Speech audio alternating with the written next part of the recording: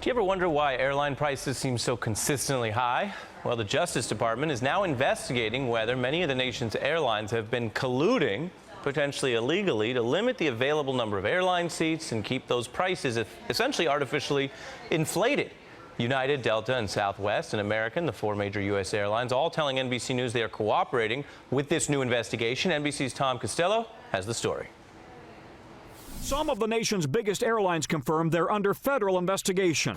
And it all has to do with the word federal investigators say has been used a lot by airline executives, discipline, usually in referring to keeping the number of available seats or capacity low to keep profits high. Maintaining capacity discipline is kind of a code word that the airlines used, which is a fancy way of saying, let's keep the number of flights lower so we can raise prices. The Justice Department tells NBC News it's now investigating possible unlawful coordination by some airlines. From 2009 through 2014, airline ticket prices rose 13%. Meanwhile, there are fewer big airlines competing for customers. Since 2007, through a series of mergers, 9 airlines have shrunk to just 4, controlling 80% of the market. Today, the airlines are earning record profits through higher ticket prices, fewer seats, extra charges for luggage, legroom, even overhead bin space. But some Wall Street analysts say that doesn't mean they're colluding. So to say that airlines are playing nice with one another because of consolidation, I think is unfair to some extent. Still, many airline customers complain flying isn't what it used to be. I think it stinks. I mean, the airline prices have gone way up. I mean, charging you for every little thing from a bag to come on to seat space. And by the way, the summer travel season is just now hitting its peak. That's NBC's Tom Costello reporting, and joining us now on this story, consumer news editor for Conde Nast Traveler, Paul Brady. You go on the website, you compare the prices, they almost always seem like the same prices, and now the allegation being investigated is that that is a fix. Yeah, it's really a good question. You know, we look back at prices over the years and you see that they have gone up maybe 13% over 5 years, but that's not really that huge of a difference if you step back and think about the fact that 5 years, 13%. It's pretty reasonable.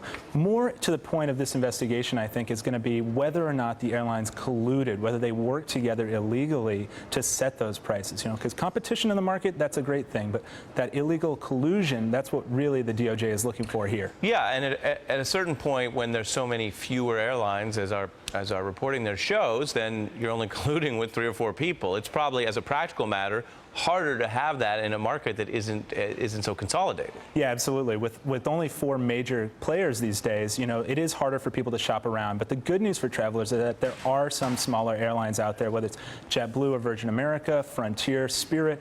Those airlines are putting some pressure on the big guys to help keep prices low. And let's not forget, you know, these major carriers, as you know, we don't know yet what the DOJ will reveal in their investigation, but they do compete a lot. Just here in New York recently, we've seen United retrench at their hub in Newark. We've seen Delta strengthen their position at JFK. So these guys do compete on certain things. Yeah, the other big change in the industry that everyone can, I think, relate to, and anyone who's out there traveling for this weekend, you want to change that ticket, you're going to get hit with that hefty change fee. You want to check a bag if you're going on a longer trip and you couldn't all get it in the overhead, you get hit with the bag fee. Together, that's over $6 billion a year. So that seems to be a revenue stream in and of itself. And people remember the good old days when not everything was an extra fee. Yeah, absolutely, absolutely. I mean, they've opened up a huge revenue stream with these ancillary fees, and so that's an important consideration, right?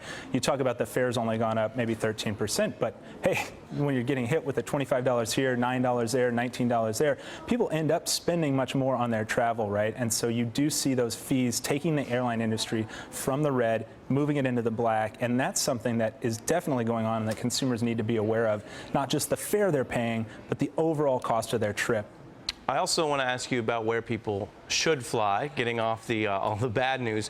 What is a good, cost-effective target place to go in or near the United States for travel, late summer, fall? Yeah, late summer, it's all about sort of, you know, zigging when everybody else is zagging, right? So going to those hotter places this summer can yield huge deals, whether it's Miami, New Orleans, Houston, Las Vegas, all offer great values this time of year. Puerto Rico is a great value almost all around the year. Of course, we're in hurricane season now, but if you get the right travel insurance, it's a great option. Mexico is a huge attractive value right now. There's a ton of places to go as long as you're going outside of the popular, high peak seasons. And as a travel writer, what's your all-time favorite place you've been? I have a real soft spot for Chile right now in South America. Long flight to get there, but some unbelievable adventures, whether it's hiking, going out to Easter Island, which is part of that country, amazing capital city in Santiago.